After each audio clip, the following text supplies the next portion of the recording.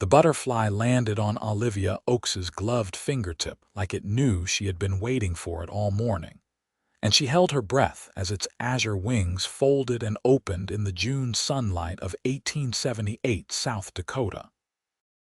She had traveled 3 months from Boston to reach the Black Hills region, specifically Hill City. Armed with collecting nets, specimen jars, and a leather-bound journal her father had given her before his death, and now that she was finally documenting the rare subspecies of Carner blue butterfly her late father had theorized existed in these hills, nothing else in the world seemed to matter. What she did not notice was the tall cowboy on the ridge above her, watching her crouch in the wildflower meadow with an expression somewhere between curiosity and complete bewilderment. Xavier Prescott had been trailing the strange Eastern woman for 3 days now, ever since she had arrived in Hill City with more luggage than sense, and started wandering into territories that would make even seasoned frontiersmen nervous. He had been mending fences on the Patterson Ranch when he first spotted her, a flash of deep green skirts moving through the tall grass, like she was on a Sunday stroll through a city park, instead of walking through land where rattlesnakes sunned themselves, and the occasional mountain lion still prowled. His boss had sent him to check the northern pastures, but Xavier found himself riding a wide circle around the woman instead, making sure she did not stumble into trouble. The thing was, she seemed entirely unaware that danger existed. Xavier watched her now as she carefully transferred the butterfly into a small mesh enclosure. Her face lit up with such pure joy that he felt something shift in his chest. She talked to herself or maybe to the butterfly, he could not tell which, and she moved through the meadow with a grace that seemed impossible given the uneven terrain and her impractical city boots. Olivia had noticed the rider on the 3rd day, though she pretended she had not. She was not naive despite what her aunt back in Boston believed. She understood that a woman alone in the wilderness was unusual, perhaps even foolish by most standards, but her research could not wait for social conventions or for her to find a suitable chaperone willing to chase butterflies through the Dakota Territory. The cowboy kept his distance, and she decided that as long as he remained at that distance, she would continue her work. She had too much to lose by returning to Hill City every time she spotted a figure on the horizon.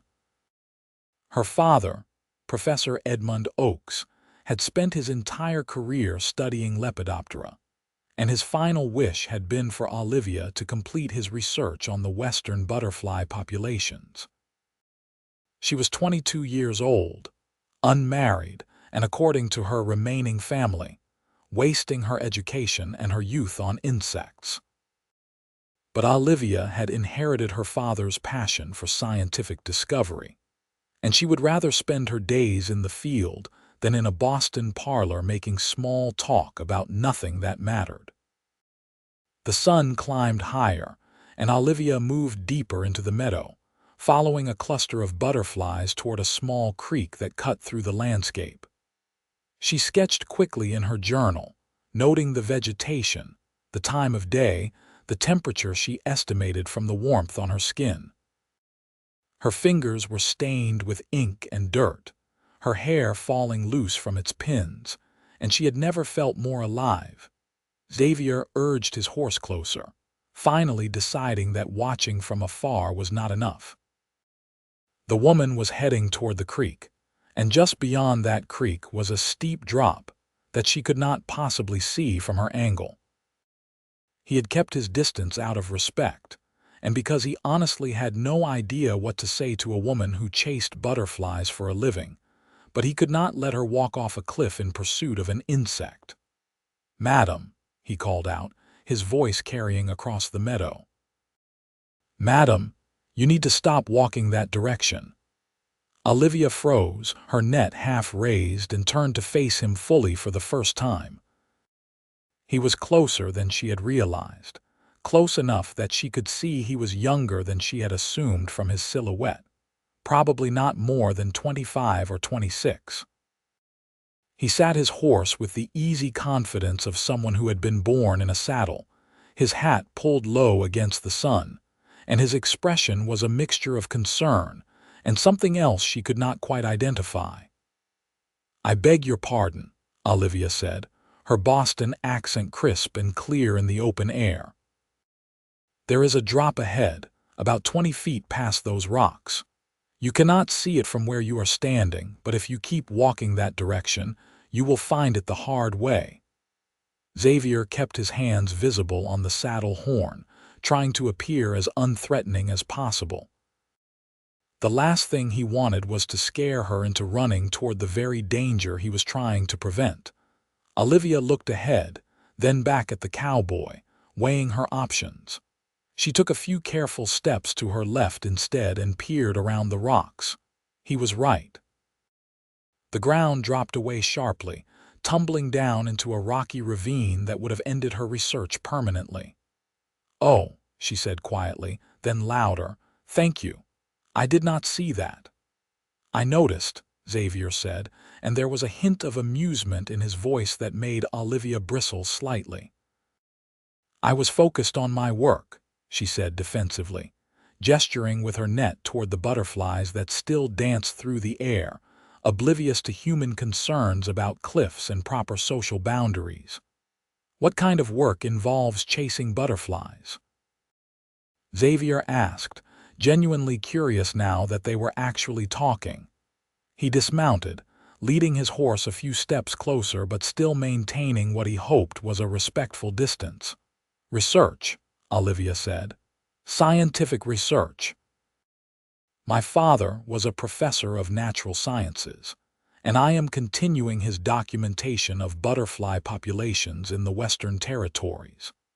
These particular specimens are quite rare, and their presence here confirms a theory my father had been developing before his death." Xavier absorbed this information, trying to reconcile the image of the refined Eastern lady with the wind-blown, dirt-streaked woman standing before him clutching a butterfly net like a sword. "That is why you have been wandering around these hills alone for 3 days.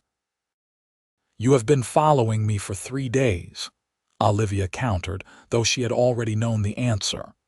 "Watching over you," Xavier corrected. "There is a difference. This is not exactly safe territory for someone who does not know the land." "I am perfectly capable of taking care of myself," Olivia said, but her protest lacked heat. He had just saved her from a potentially fatal fall after all. "I am sure you are capable back in whatever city you came from," Xavier said carefully. "But out here, capability means knowing which plants are poisonous, how to tell if a snake is venomous from 10 feet away, and where not to step. You have been lucky so far." Olivia wanted to argue, but honesty compelled her to acknowledge he was right. She had been so focused on her butterflies that she had paid little attention to the other inhabitants of this landscape. "Then perhaps," she said slowly, "you might be willing to help me. If you know the territory, you could guide me to areas where these butterflies might be found while helping me avoid the more immediate dangers." Xavier had not expected that. He had expected her to be offended and storm off, or to thank him primly and return to Hill City where she belonged. He had not expected her to essentially hire him as a guide. "I have work on the Patterson Ranch," he said, though even as he said it, he knew he was going to agree to her proposal. "I can pay you," Olivia said quickly. "I have funds allocated for research expenses. Whatever your daily wage is, I can match it." "It is not about the money," Xavier started, then stopped. It was partially about the money if he was being honest. Ranch work paid enough to survive on, but not much more. But more than that, he found himself wanting to say yes for reasons that had nothing to do with practical concerns. "Let me talk to my boss. If he can spare me for a few weeks, I will guide you." "A few weeks?" Olivia's eyes lit up. "That would be wonderful." I need at least 2 more weeks to complete my initial survey of the area. And then, I would like to document the butterflies at different elevations before the season changes. They worked out the details standing there in the meadow, the conversation becoming easier as they moved past the awkwardness of their first encounter.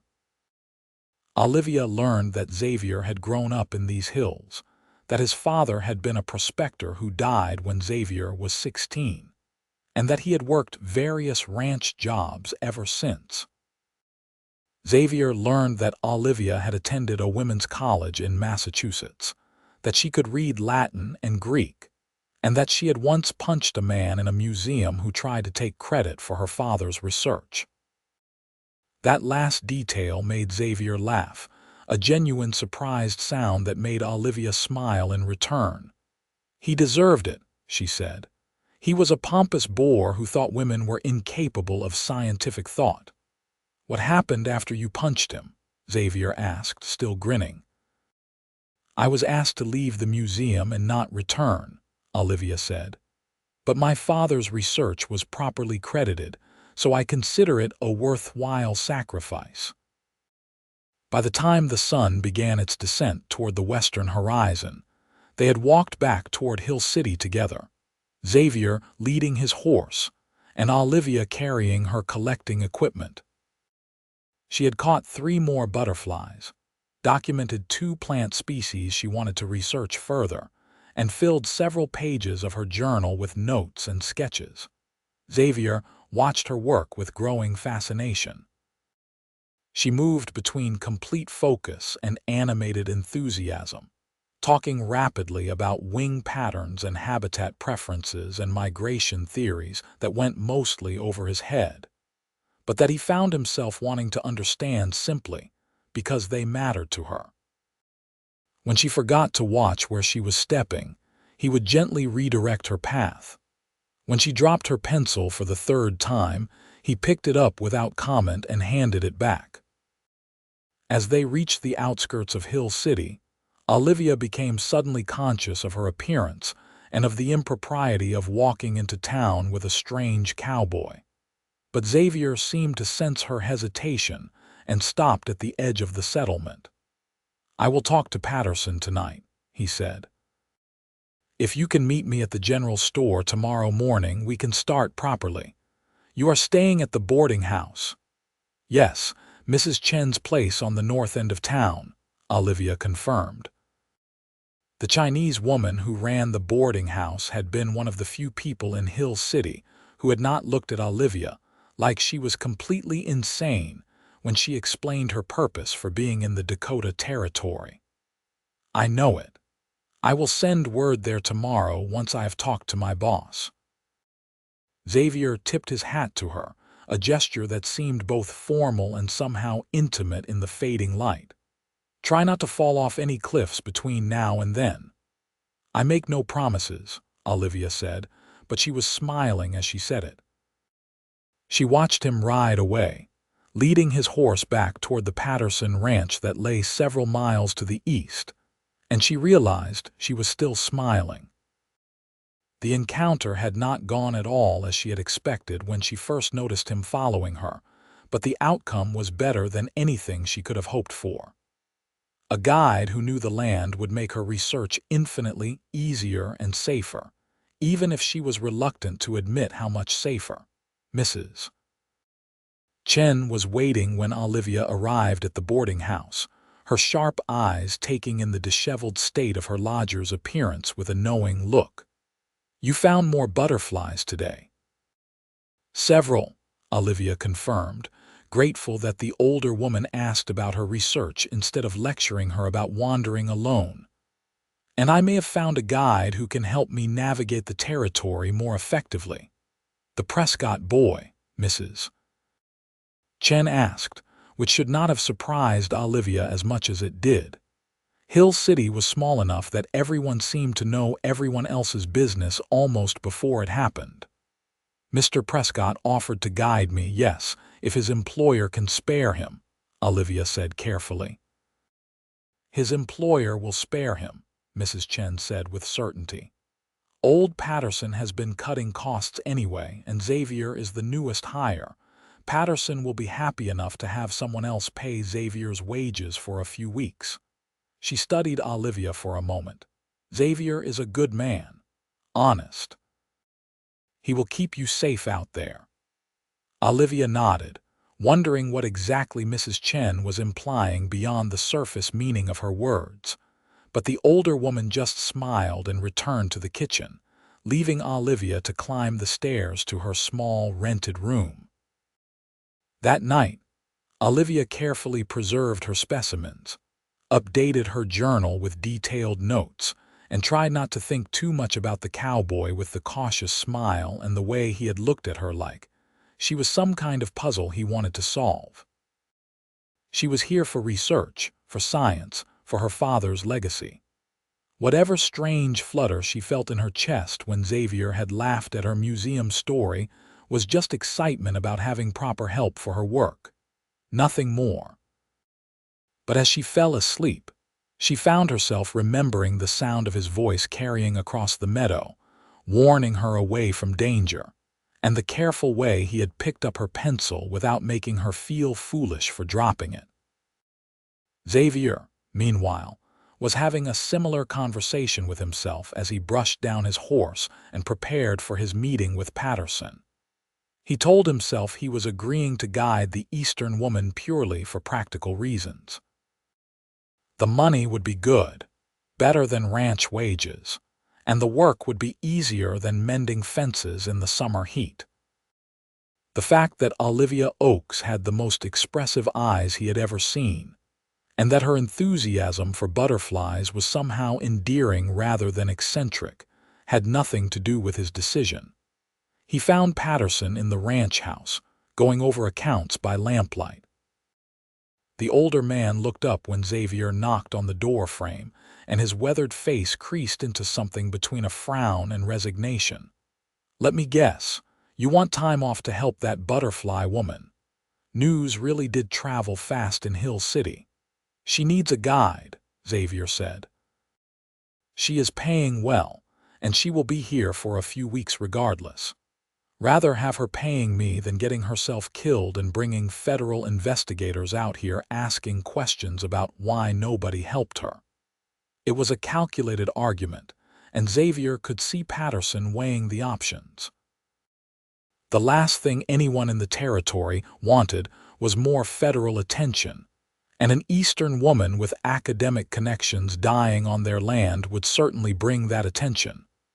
2 weeks, Patterson said finally.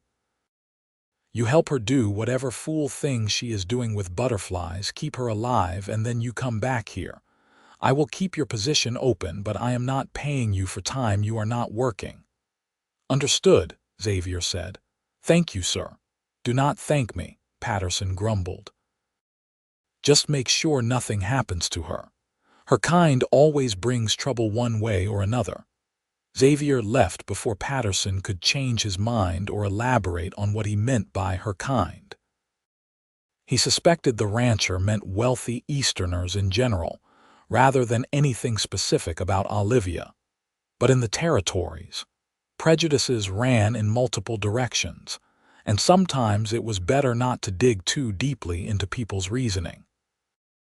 He sent word to the boarding house that evening through Patterson's son, who was riding into Hill City anyway. The message was simple. He could start the next morning, and they should plan for full days in the field, which meant she would need proper supplies and clothing for rough terrain. Olivia received the message with barely contained excitement. Mrs. Chen helped her prepare for the next day, laying out her most practical clothing and helping her assemble food supplies that would travel well. "You will need a better hat," the older woman said, eyeing Olivia's small city bonnet with disapproval. "The sun out there will burn you badly." They improvised with a wider-brimmed hat that had belonged to Mrs. Chen's late husband, and Olivia added it to her growing pile of supplies. She felt like a child preparing for an adventure, which was both embarrassing and exhilarating. This was her work, her career, her purpose, but it was also the most freedom she had ever experienced. In Boston, she would never have been allowed to spend days alone with a man she barely knew, guide or not. But out here, the rules seemed different, or at least more flexible.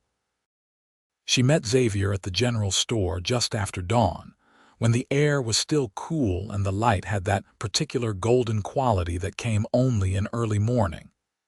He was already waiting, his horse saddled and a second horse standing patiently beside it. "I borrowed a horse for you," Xavier said by way of greeting. "You can ride." "Yes," Olivia said, which was technically true even if her riding experience consisted mainly of sedate trails through Boston Common. But she approached the horse with confidence, and Xavier helped her adjust the stirrups to accommodate her height and her skirts.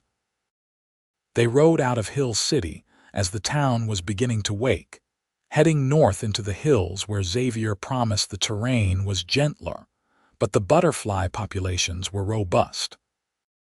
Olivia had her collecting equipment secured in saddlebags, and her journal was tucked safely in a pocket specifically designed for that purpose. The morning passed in a rhythm of riding and stopping, with Olivia dismounting frequently to examine flowers or chase butterflies that caught her attention. Xavier watched over her, pointing out potential hazards and occasionally asking questions about her work that showed he was actually listening and trying to understand.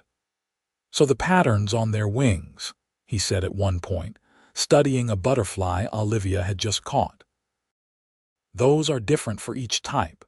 Each species has distinctive markings," Olivia explained, holding the specimen carefully.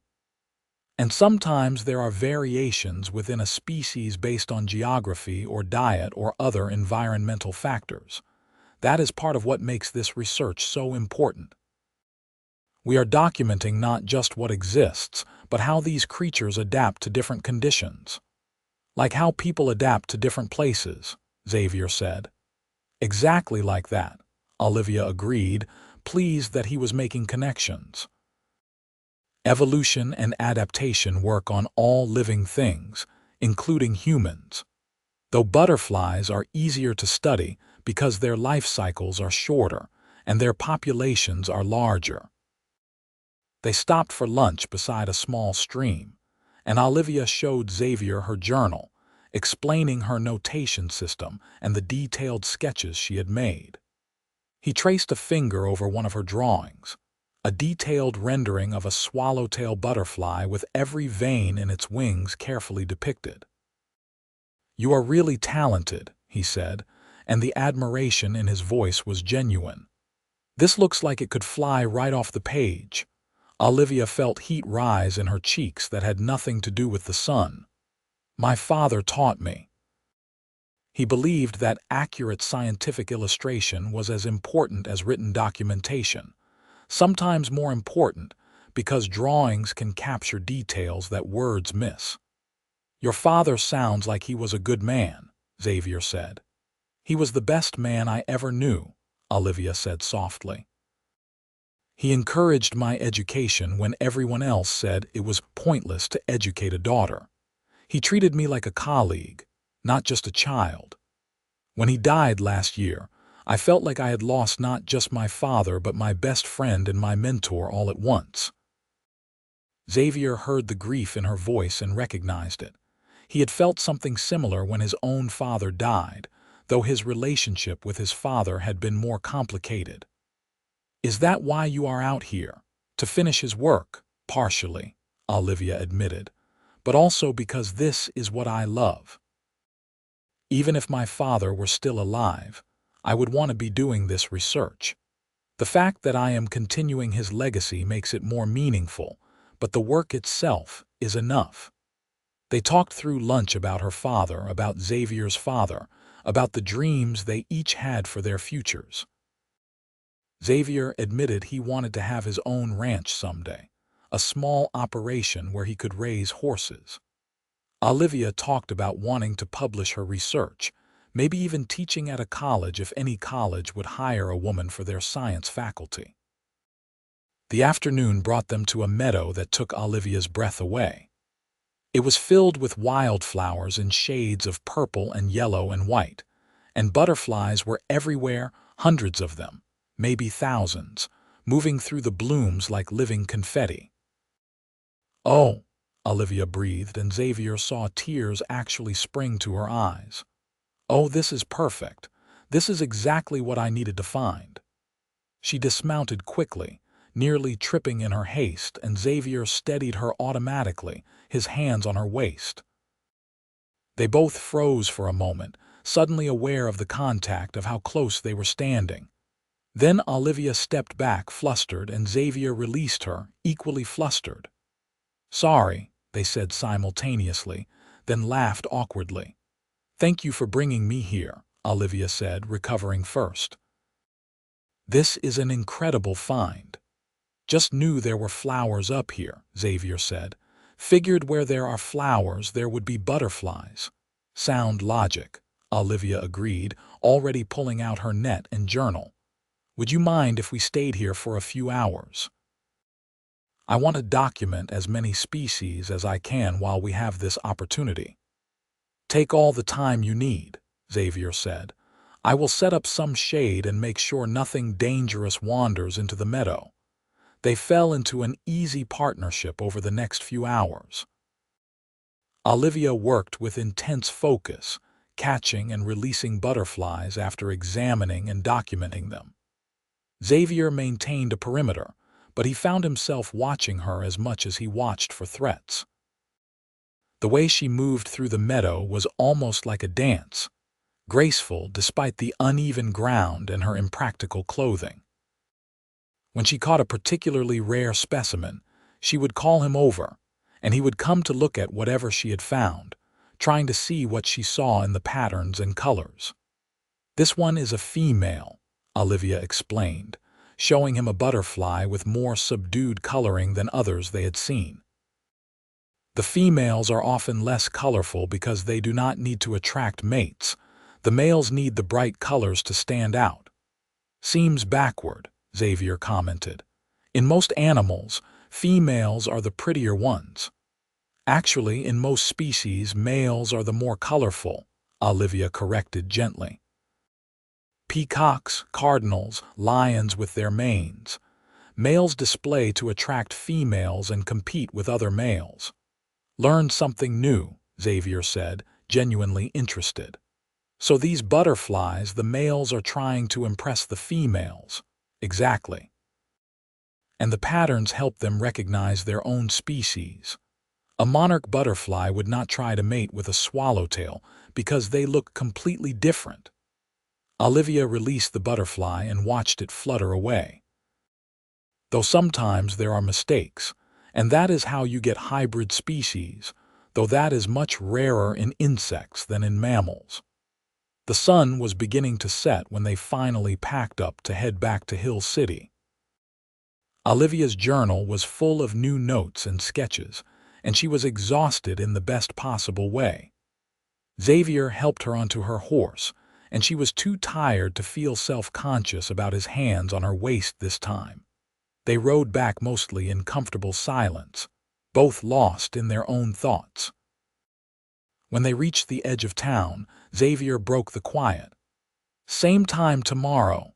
"Yes, please," Olivia said. "If you are not too bored spending your days watching me chase insects."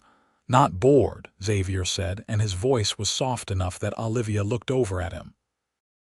"It is actually fascinating once you understand what you are looking for."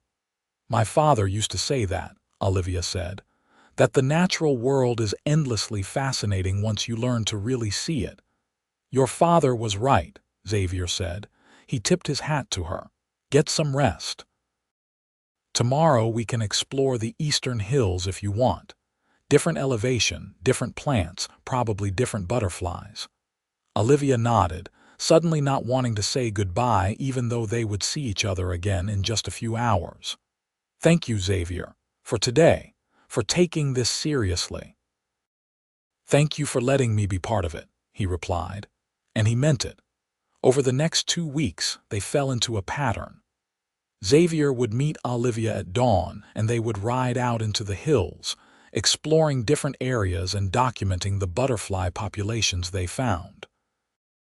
Olivia's research progressed better than she had dared hope, and Xavier proved to be not just a capable guide but a genuine help to her work.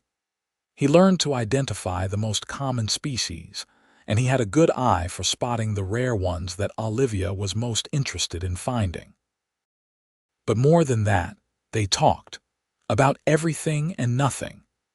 Xavier told her stories about growing up in the Black Hills, about the gold rush that had brought his father west, about learning to survive in a place that could be both beautiful and brutal. Olivia talked about her education, about the restrictions she faced as a woman in academic circles, about her determination to make her own mark on the scientific world. They argued sometimes, good-natured debates about everything from politics to philosophy to whether coffee or tea was superior. Xavier was better educated than Olivia had initially assumed, having learned to read and write from his mother, and having absorbed knowledge from every person and place he encountered. Olivia was more practical than her formal education suggested, able to adapt and problem-solve in ways that surprised him. And somewhere in those 2 weeks, without either of them quite noticing when it happened, fascination turned into something deeper.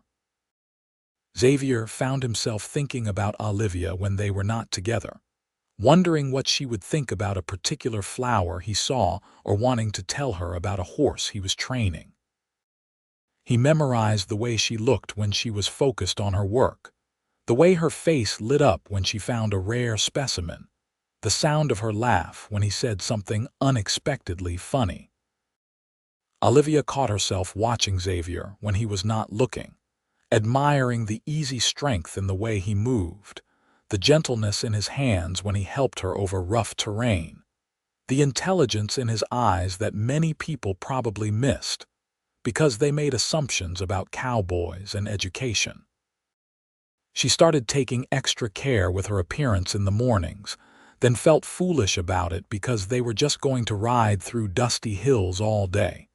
Mrs. Chen noticed, of course. "The research is going well," she asked one evening with a knowing smile. "Very well," Olivia confirmed, trying not to sound defensive. "I have documented 7 species I was hoping to find, plus 3 I was not expecting to see this far north. And Mr. Prescott is proving to be a good guide, an excellent guide," Olivia said. "He is very knowledgeable about the territory." Mrs. Chen said, and the sound contained volumes of unspoken commentary. On the 15th day, everything changed. They had ridden farther than usual, following a trail that Xavier remembered from years ago. The trail led to a series of small valleys that were sheltered enough to have microclimates, which Olivia theorized would support unique butterfly populations. They were miles from Hill City, deep in the hills, when they heard voices ahead. Xavier held up a hand, signaling Olivia to stop. She obeyed immediately, recognizing the tension in his posture. They dismounted quietly, and Xavier moved forward cautiously, Olivia staying close behind despite his gesture for her to wait with the horses. Through the trees, they could see a group of men, 6 or 7 of them, gathered around what looked like mining equipment. Xavier cursed softly under his breath, and Olivia whispered, "What is it?" "Illegal prospectors," Xavier murmured back. "They are on Lakota land. This entire area is supposed to be protected by treaty, but men keep sneaking and looking for gold." Even as he said it, one of the men looked up and spotted them. There was a moment of frozen tension, and then the man shouted to his companions. Xavier grabbed Olivia's hand and pulled her back toward the horses, moving fast, but trying not to run in a way that would definitely provoke a chase. They did not make it. 2 of the prospectors cut them off, and suddenly, Xavier and Olivia were surrounded by rough-looking men with weapons and guilty expressions that made them dangerous. "Well now," one of them said, a man with a scarred face and cold eyes. "What do we have here? Couple of spies." "We are not spies," Xavier said evenly, placing himself between Olivia and the men. "We are just passing through. We will go back the way we came and forget we saw anything." "Cannot really trust that, can we?" another man said. "Not with her being an educated type. She looks like the kind who would report to the authorities." "I am a scientist," Olivia said, keeping her voice steady despite her racing heart. "I am researching butterfly populations. I have no interest in mining or in your activities." "Butterflies," Scarface laughed. "You hear that, boys? She is chasing butterflies, and you believe that?" "It is the truth," Xavier said. "Look at her equipment. That is not surveying gear, it is collecting nets and specimen jars. We truly do not care what you are doing here, we just want to leave." The men conferred among themselves, and Xavier could see the debate playing out. Some wanted to let them go, but others clearly thought that was too risky. His hand moved slowly toward the revolver at his hip, and he tried to calculate how many he could take down before they returned fire, and whether he could get Olivia to cover in time. Then a new voice cut through the tension, speaking in Lakota. Xavier understood enough to know that someone was telling the prospectors to stand down, and he turned to see 3 Lakota men emerging from the tree line, rifles held ready but not yet aimed. The prospectors scattered like startled rabbits, abandoning their equipment and fleeing toward where their own horses must have been tied. Within seconds, Xavier and Olivia were alone with the Lakota men, who regarded them with expressions that ranged from curious to suspicious. Xavier raised his hand slowly, making sure they could see he was not reaching for his weapon. He spoke in halting Lakota, apologizing for trespassing and explaining in simple terms what Olivia was doing. His Lakota was rusty and limited, but he managed to convey the basics. The oldest of the 3 men, who had iron-gray hair and a face weathered by years in the sun, stepped forward. He looked at Olivia's equipment, then at her journal which had fallen open on the ground. He bent to pick it up, examining her drawings with an expression that gradually shifted from suspicion to something like respect.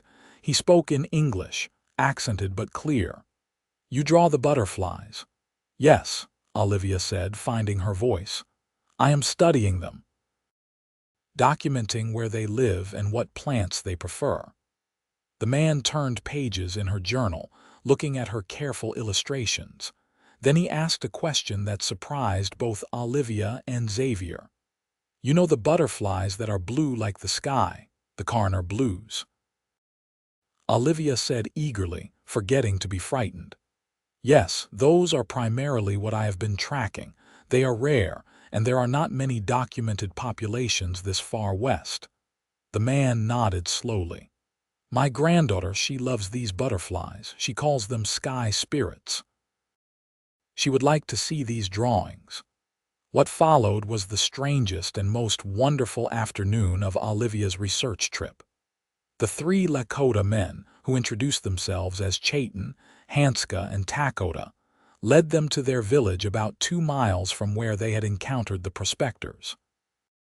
The village was small, maybe 20 families, tucked into a valley that the treaties were supposed to protect, but that the U.S. government largely ignored.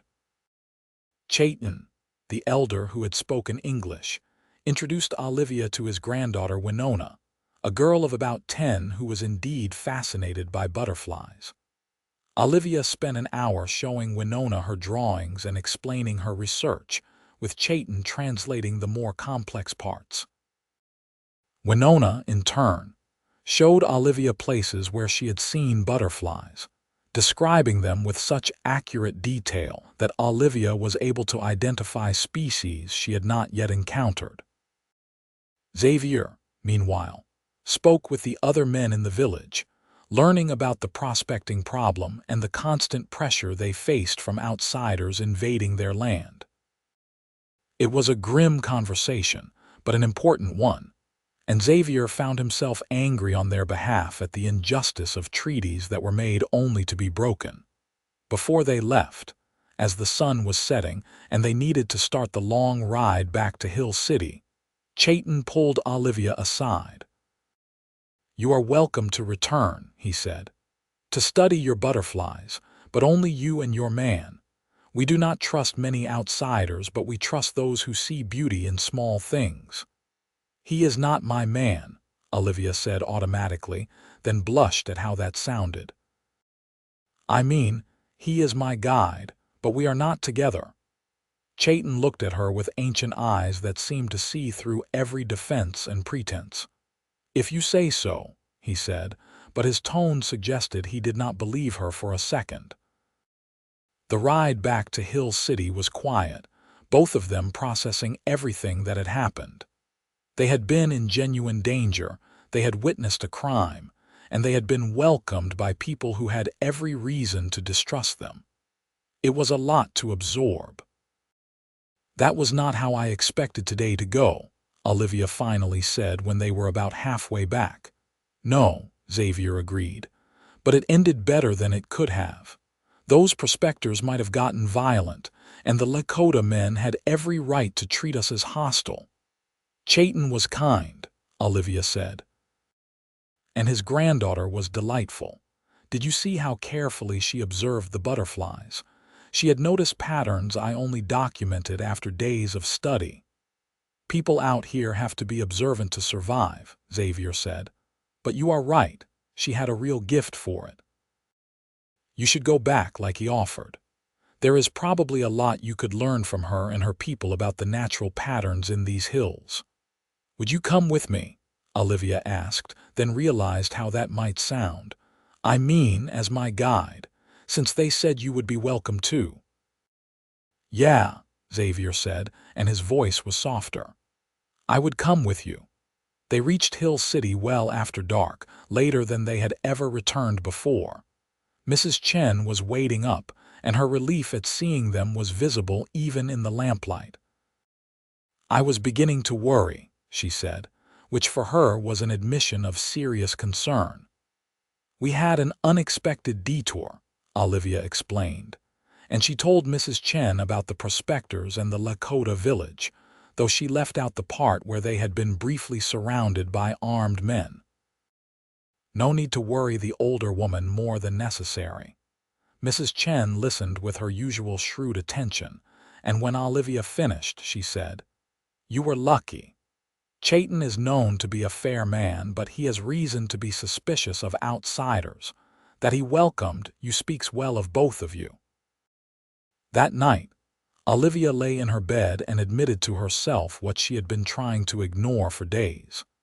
She had feelings for Xavier Prescott that went far beyond professional appreciation for a good guide. She liked the way he looked at her like she was doing something important rather than something eccentric. She liked his quiet competence and his willingness to learn about subjects that were completely outside his experience. She liked his sense of humor, and the way he was gentle with the horses, and the respect he showed to everyone he met regardless of their station.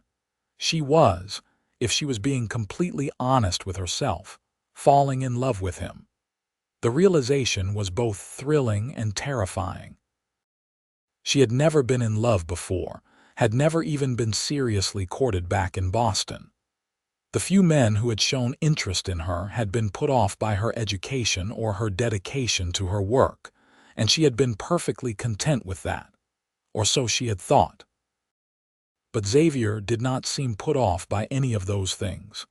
If anything, he seemed fascinated by her work and impressed by her knowledge. When they talked, he listened like what she said actually mattered. When she was excited about a discovery, he shared her excitement even if he did not fully understand the scientific significance. And there was the way he looked at her sometimes, when he thought she was not paying attention. She had caught those looks more and more frequently over the past few days, and they made her heart race in a way that had nothing to do with exertion or altitude. Xavier, a few miles away at the Patterson Ranch, was having similar thoughts. He had guided hunters and surveying parties before, had spent weeks at a time in the wilderness with other people, and he had never felt anything like what he felt working with Olivia. She was unlike anyone he had ever met, east or west, and he found himself wanting to be around her all the time. The problem was that he had no idea what to do about it. Women like Olivia did not end up with men like him. She had a college education and a career, strange as that career might be.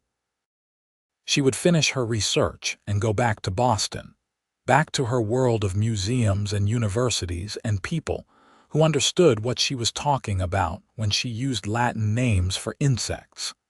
He was a cowboy who could barely afford the horse he rode. He had no formal education beyond what his mother had taught him before she died. He was competent at his work and honest and reliable, but that hardly seemed like enough to offer someone like Olivia. Still, he could not stop thinking about her. The way she had trusted him to keep her safe when they were surrounded by prospectors. The way she had spoken to Winona, patient and encouraging, treating the young girl like a colleague rather than a child. The way she looked in the morning light, her hair escaping its pins and her face free of the artifice that city women usually wore. He was in trouble, and he knew it. The next morning they met as usual at dawn, but there was a new awareness between them. They were both more careful about accidental touches, more conscious of how close they were riding, more aware of the weight of every glance and smile. Olivia had decided to return to the Lakota village, to take Chayton up on his offer, and to learn from Winona's observations. Xavier agreed it was a good plan, and they made the ride with a mixture of anticipation and nervousness that had nothing to do with the destination. Winona was delighted to see them return, and she proved to be an excellent guide to the local butterfly populations. She took Olivia to a valley that was home to at least 3 species Olivia had been hoping to find, and she shared traditional stories about the butterflies that gave Olivia new perspectives on their behavior and significance. Xavier spent time with the men, and Chayton eventually asked him directly about his intentions toward Olivia. "She is a good woman," the elder said. "Strong in a way that matters, but she is not from here and you are. That will make things difficult." "I know," Xavier said. "And I do not even know if she thinks of me that way. She probably sees me as just the guide she hired." Chayton made a dismissive sound. "She watches you the way my wife used to watch me when we were young, and you watch her the same way. The only question is which of you will be brave enough to speak first." Over the next week, they visited the Lakota village several times, and Olivia's research benefited enormously from Winona's local knowledge and Chayton's willingness to share traditional understanding of the natural world. Olivia was careful to document everything respectfully, noting the source of her information, and making it clear in her notes that much of what she was learning came from indigenous knowledge that predated any Western scientific study. But spending time in the village also forced both Olivia and Xavier to confront the realities of the world they lived in. The pressure on the Lakota was constant and growing. Prospectors continued to invade despite treaties. The U.S. government was making noises about relocating tribes to reservations. There was a sense of impermanence to everything, a feeling that the world was changing and not for the better. One evening, sitting by the fire in the village with Olivia beside him and the stars bright overhead, Xavier made a decision. Life was uncertain, time was short, and he was tired of pretending he did not feel what he felt. "Olivia," he said quietly, and something in his tone made her turn to look at him fully. Can I talk to you about something that is not about butterflies? Of course, Olivia said, her heart suddenly beating faster. I know you are going to leave soon, Xavier said. Your research here is almost done, and you will go back to Boston to write up your findings and probably move on to the next project. I know that. But I need to tell you something before you go, even if it makes things awkward, because I think I will regret it for the rest of my life if I do not. Olivia waited, almost afraid to breathe. I have feelings for you, Xavier said, the words coming out in a rush now that he had started. Real feelings. The kind that make me think about you first thing in the morning and last thing at night. The kind that make me want to tell you about everything I see and hear because I want to share it with you. I know it probably does not make sense. We come from completely different worlds and you will go back to yours soon. But I needed you to know. I needed to be honest about it. Olivia felt tears spring to her eyes, but they were good tears. You think it does not make sense, she said, her voice shaking slightly. Xavier, I have been falling in love with you for 2 weeks, maybe longer. I kept telling myself it was just the novelty of the situation, or gratitude for your help, or anything other than what it actually was. But the truth is, I think about you constantly.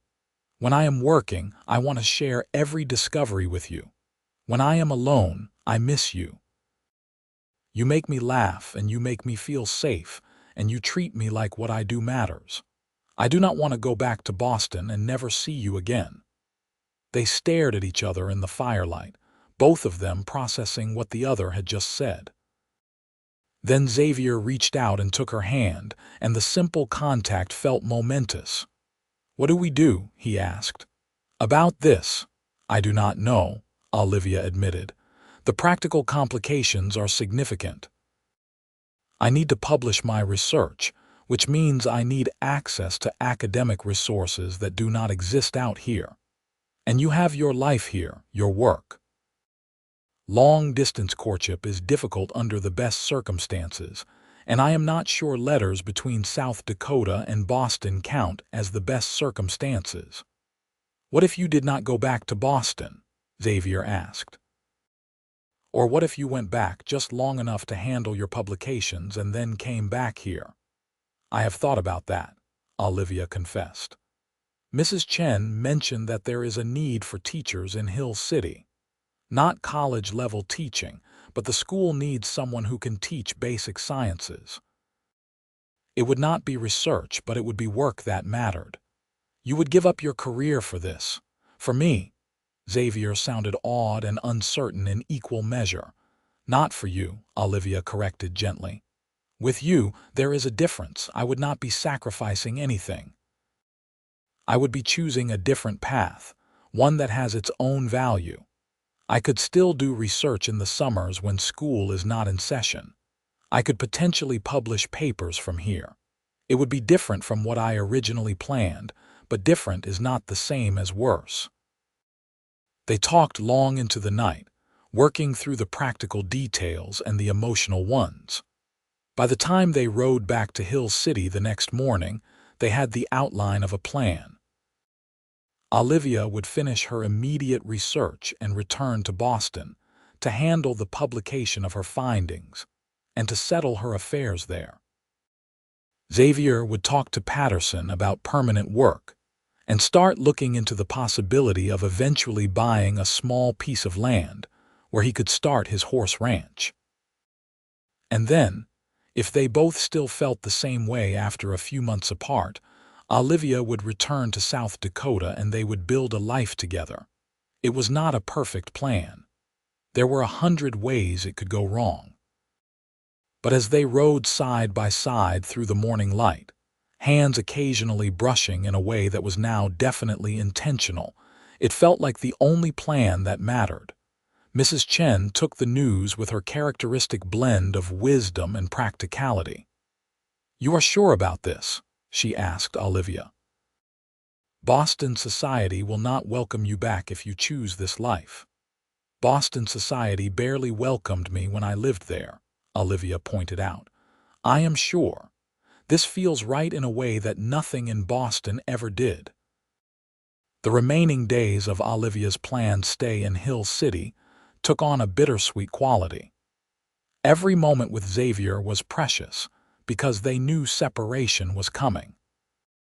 They returned to the meadows and valleys where they had worked over the past weeks, ostensibly to complete Olivia's documentation, but really just to spend time together.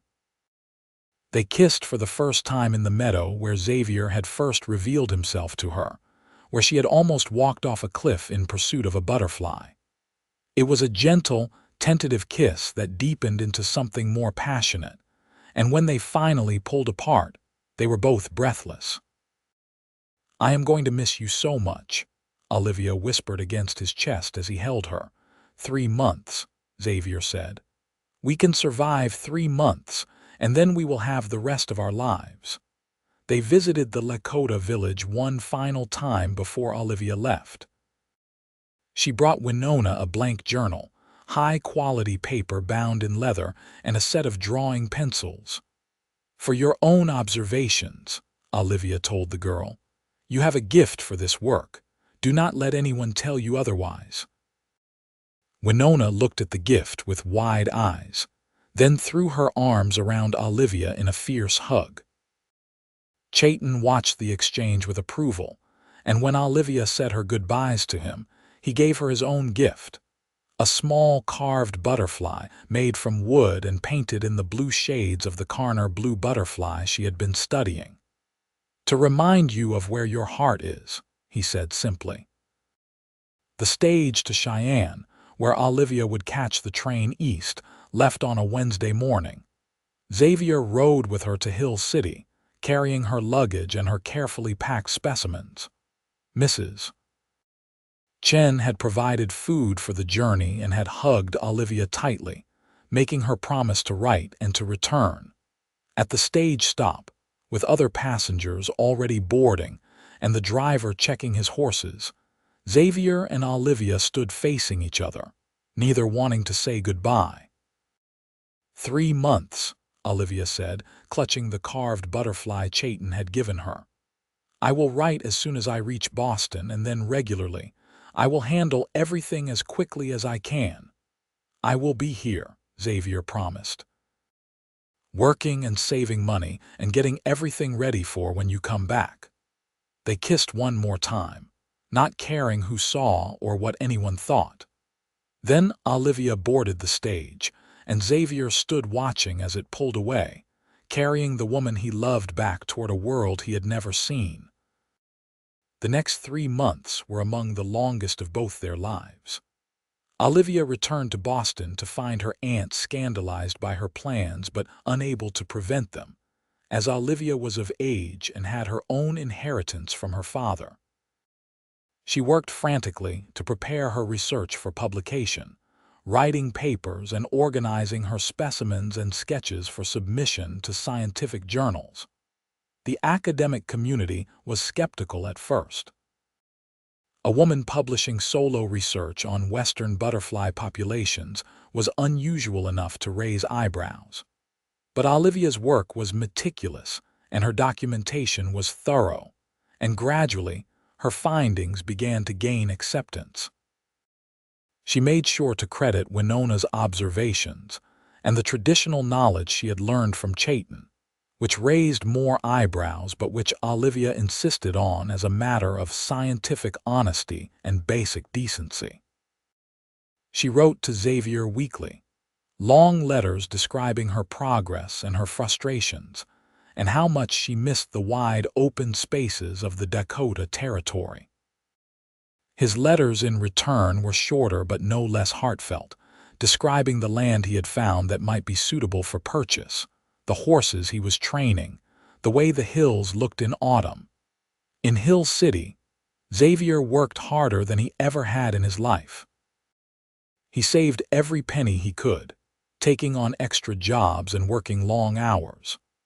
Patterson, who had initially been skeptical about Xavier's plan to buy land and start his own operation, gradually came around and even offered advice and some financial assistance in the form of a fair loan. The Lakota village faced increasing pressure during those months. More prospectors came, emboldened by rumors of gold and dismissive of treaty rights. Xavier helped where he could, running off illegal mining operations when he found them and making sure people in Hill City knew what was happening on the supposedly protected lands. It was not much, but it was what he could do. Chayton's granddaughter Winona continued filling the journal Olivia had given her, and when she completed it, Chayton sent it to Olivia in Boston through Xavier. Olivia was amazed by the quality of Winona's observations and sketches, and she included some of Winona's findings in her publications, always properly credited. 3 months stretched to 4 because publishing took longer than expected, and then to 5 because Olivia wanted to make sure all her father's remaining research materials were properly archived before she left. But finally, in late November of 1878, Olivia boarded a train heading west, carrying 2 trunks of belongings and her heart full of hope and anticipation. She sent a telegram ahead, and Xavier was waiting at the station in Cheyenne when her train arrived. For a moment, they just stood there, staring at each other, hardly believing the separation was finally over. Then Xavier closed the distance between them and swept her into his arms, lifting her off her feet and kissing her thoroughly while scandalized train passengers looked away. "You came back," he said when he finally set her down. "I promised I would," Olivia replied, laughing and crying at the same time. "Did you think I would not?" "I hoped," Xavier admitted, "but hoping and knowing are different things." They were married in Hill City a week later, in a small ceremony at Mrs. Chen's boarding house with the few friends they had made in town as witnesses. Chayton and Winona came, an honor that surprised many of the white townspeople, and that meant the world to Olivia and Xavier. Mrs. Chen provided the food and declared herself the unofficial grandmother to any children they might have, an offer they accepted with gratitude. The first year of their marriage was not easy. Xavier's land purchase went through, but developing it into a working horse ranch took time and money and backbreaking labor. Olivia took the teaching position at the Hill City School, which paid modestly but steadily, and discovered she had a gift for making science exciting to children who had never thought about the natural world in systematic terms. Some in town disapproved of the fact that Olivia continued her research in the summers, disapproved of a married woman having interests beyond her home. Others disapproved of Xavier's friendship with the Lakota village, seeing it as dangerous or inappropriate. But Olivia and Xavier had each other, and they had learned that pursuing what mattered to them was worth more than social approval. The political situation for the Lakota continued to deteriorate. The government broke the treaty promises, and many tribes were eventually forced onto reservations. Chayton's small village held out longer than most, partially because they were in such a remote area and partially because people like Xavier ran interference when possible. But the pressure was constant and the future uncertain through it all. Olivia and Xavier built their life together. Xavier proved to have a real talent for horse training, and his reputation grew. Ranchers from across the territory began bringing him their problem horses, and he worked with them patiently until they became reliable mounts. Olivia published regularly, her papers on butterfly populations and migration patterns gaining recognition in academic circles, despite the skepticism about her gender and her location. In their second year of marriage, Olivia became pregnant. She continued teaching through her 6th month, then stayed home to prepare for the baby's arrival. Xavier was terrified and excited in equal measure, trying to finish projects on the ranch while also hovering anxiously around Olivia. Their son was born in May of 1880, arriving during a thunderstorm that rattled the windows of their small house. They named him Edmund Xavier Prescott, after Olivia's father and his paternal grandfather. Mrs. Chen served as midwife, and she declared the baby perfect despite his tendency to cry lustily and often. Fatherhood softened something in Xavier that Olivia had not even realized was hard. Watching him with their son, patient and gentle and endlessly devoted, made her fall in love with him all over again. And Xavier watching Olivia with Edmund, teaching him to observe the natural world as soon as he could focus his eyes, marveling at her ability to function on minimal sleep and still maintain her research and teaching, felt blessed beyond anything he had ever imagined. They had a daughter 2 years later, born in early spring when the butterflies were just beginning to emerge. They named her Rose Lily Prescott, and she proved to have her mother's curiosity and her father's patience. As soon as she could walk, she followed Olivia around, wanting to see the butterflies and hear about their life cycles. When Nona, now in her teens, began visiting regularly to help with Olivia's research during the summers. She had developed into a skilled naturalist in her own right, and Olivia was grooming her to potentially take over the teaching position at the Hill City School eventually, though both of them knew that convincing the school board to hire a Lakota woman would be an uphill battle. The ranch slowly grew. Xavier bought more land when he could afford it, always careful to make sure it was legally available and not treaty-protected territory. Other ranchers began boarding their horses with him for training, and he developed a breeding program for working horses that gained a reputation for quality. Money was still tight, but they were building something sustainable. On their 5th wedding anniversary, Xavier took Olivia back to the meadow where they had first really talked, where he had saved her from walking off a cliff. The butterflies were out in full force, and they sat together watching the insects dance through the wildflowers, while their children played nearby under Mrs. Chen's watchful eye back at the house. "You ever regret it?" Xavier asked, the question that had been quietly bothering him for years finally escaping. "Giving up the academic career you could have had in the East?" Olivia turned to look at him, genuinely surprised. "Never," she said firmly. "Not once. I have published more research from here than I likely would have from Boston, because I have direct access to my subjects year-round. I have work that matters to me in teaching. I have friends and a community. And I have you and our children, which is worth more than any career accolades could ever be." "But you could have had both," Xavier persisted. "If you had married someone from your world in Boston, an academic or a businessman." "I could have had a different life," Olivia agreed. "But I would not have had this life, and this is the life I want. Xavier, do you regret marrying me? Do you wish you had chosen someone less complicated?" "God, no," Xavier said immediately. "You are the best thing that ever happened to me. I just want to make sure you are happy." "I am happy," Olivia assured him. "I am exactly where I want to be, doing exactly what I want to do with exactly who I want to be with. Is it perfect? No. Do we face challenges?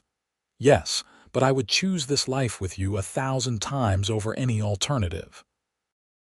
They kissed in the meadow, surrounded by butterflies and wildflowers, and the moment felt like a renewal of their wedding vows even without any formal ceremony. The years continued to pass, bringing both joys and sorrows. Chayton died when Edmund was 6, and Olivia and Xavier attended the funeral, standing with the Lakota community in grief for a man who had shown them kindness when he had no obligation to do so. When Nona, now an adult, eventually did become a teacher, though not in Hill City. She moved to a reservation school where she taught both traditional knowledge and Western science to Lakota children, and she maintained a correspondence with Olivia for the rest of their lives. The political situation in the West continued to be troubled. The Indian Wars officially ended, but the injustices did not. Xavier and Olivia did what they could, which was never enough but was better than nothing. They taught their children to recognize and reject the prejudices that were common in their community, and they maintained their friendship with the Lakota people even when it was socially or politically inconvenient. The ranch prospered. By the time Edmund was 12 and Rose was 10, Xavier employed 3 full-time ranch hands and had one of the most successful horse operations in the Black Hills. Olivia's reputation as a scientist grew as well. She published a comprehensive guide to butterfly species of the Dakota Territory that became a standard reference work, and she was invited to speak at academic conferences, though she rarely accepted because leaving the ranch and her teaching duties was difficult. Their children grew up straddling 2 worlds, the practical world of ranching and the intellectual world of scientific inquiry. Edmund showed more interest in horses than butterflies, but he developed his own passion for studying wild mustang behavior and populations. Rose, meanwhile, seemed destined to follow directly in her mother's footsteps, spending every spare moment documenting insects and plants with the same meticulous care Olivia had shown. When Edmund was 18, he left for a year to attend an agricultural college, learning modern techniques for ranch management and animal husbandry. When Rose turned 18, she shocked everyone by announcing she wanted to attend university back east, just as her mother had done. Olivia helped her apply and saw her off with a mixture of pride and trepidation, remembering her own experience as a woman in academic spaces. But Rose was her mother's daughter, fierce and determined and brilliant. She earned her degree in 3 years, published her first scientific paper at 20, and returned to South Dakota with a determination to study the changing ecosystem of the prairie as settlement expanded. She eventually married a wildlife biologist she met at university, and they settled near Hill City to continue their research. Edmund took over more and more of the ranch operations as Xavier aged, proving to have his father's gift with horses and his mother's mind for documentation and breeding records. He married a local rancher's daughter, a practical woman named Sarah who had grown up with horses and who fit into the Prescott family as if she had always been there. As Xavier and Olivia entered their 60s, they finally began to slow down. Xavier's joints ached from years of hard physical labor, and Olivia's eyesight started to fail, making the detailed sketching she had always loved more difficult. But they were surrounded by family, their children and grandchildren filling the house that had once seemed too large for just the 2 of them. On a summer evening in 1903, 25 years after they had first met, Xavier and Olivia sat on the porch of their home watching the sunset paint the Black Hills in shades of gold and purple. Their grandchildren played in the yard, chasing fireflies and each other with equal enthusiasm. Inside, multiple generations of family prepared dinner, the sounds of laughter and conversation drifting out through open windows. "Remember when you almost walked off that cliff?" Xavier asked, a familiar teasing note in his voice. "Remember when you followed me around for 3 days like a nervous mother hen?" Olivia countered, taking his hand. "Best decision I ever made," Xavier said. "Following you." "Second best," Olivia corrected. "The best decision was when you finally talked to me instead of just watching from a distance." "Fair point," Xavier conceded. He looked out at their land, at the horses in the near pasture, at the children playing, at the life they had built together from nothing but determination and love. "We did all right, did we not?" "We did better than all right," Olivia said. "We did beautifully." They sat in comfortable silence, hands linked, watching the day fade into night. Somewhere in the gathering darkness, the first butterflies of the evening emerged, pale moths that would pollinate the night-blooming flowers. Olivia could not see them clearly anymore, but she knew they were there, just as she knew that the research she had started all those years ago was continuing through her daughter and her students, and everyone she had influenced along the way. Xavier watched his wife's face in profile, still seeing the young woman who had been so focused on butterflies that she had not noticed him watching her.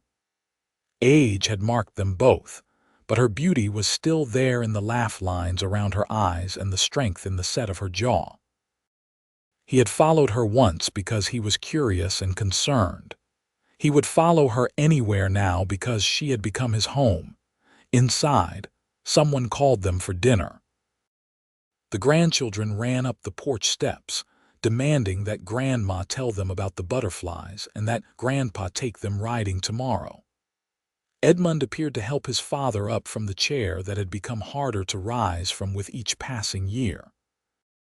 Rose and her husband were visiting for the week, and they would spend tomorrow helping Olivia organize her latest research notes for publication. As they moved inside, surrounded by family and love and the fruits of a life well lived, Xavier caught Olivia's eye and smiled.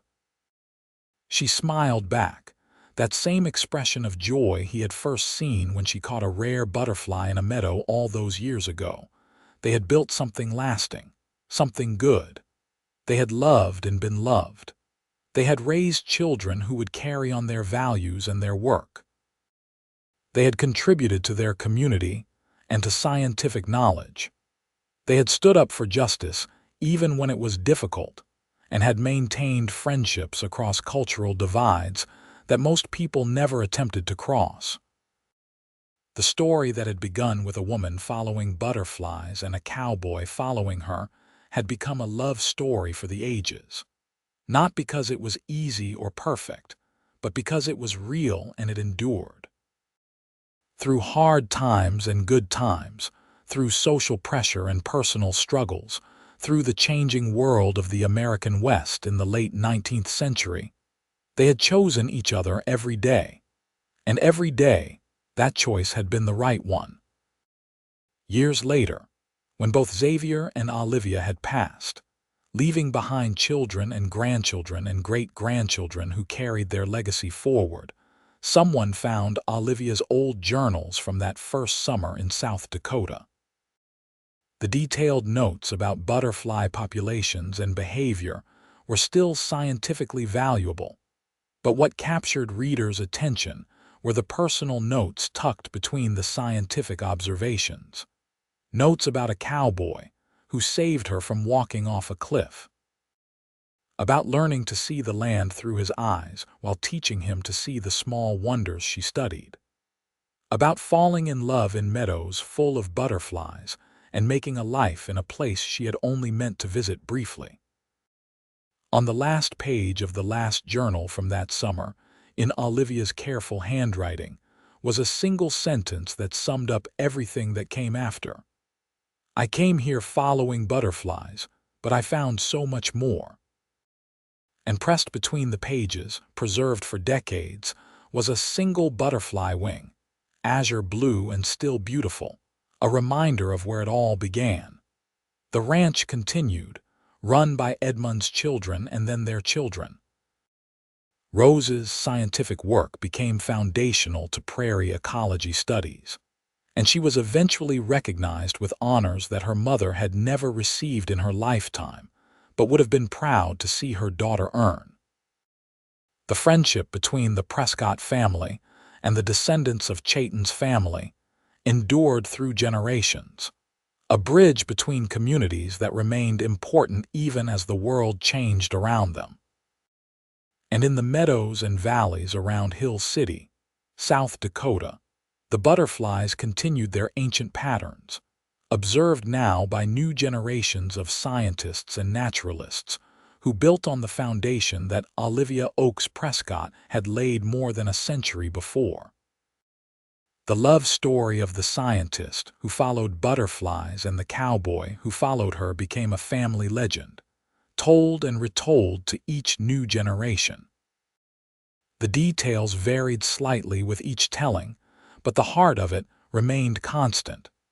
Two people from different worlds who found each other, chose each other, and built a life that honored both of their dreams. It was a love story that proved that sometimes the best adventures begin when you are looking for one thing and find something entirely different. That following your passion can lead you to places you never expected. That love does not require you to give up who you are, but rather helps you become more fully yourself. And it all started in 1878 in the Black Hills of South Dakota, with butterflies dancing through wildflowers, and a woman so focused on her research that she did not notice the cowboy watching over her until he finally found the courage to make himself known. From that moment of first contact, through courtship and marriage, through children and grandchildren, through scientific achievements and ranch successes, through personal losses and community challenges, their story unfolded.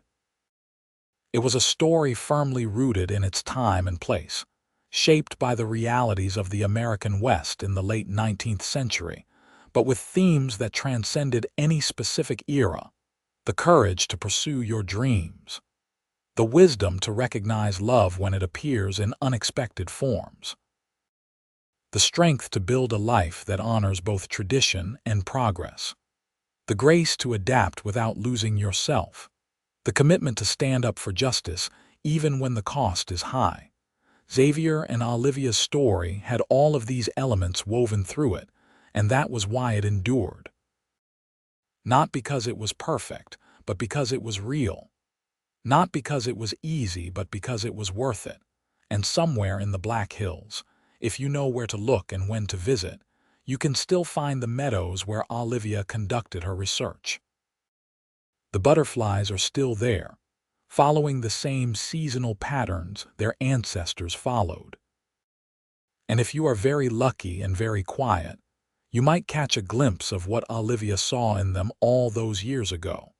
Not just scientific specimens to be documented, but symbols of transformation and beauty and the wild freedom that defined the West. The story that began with following butterflies became a story about following your heart. And in the end, that made all the difference.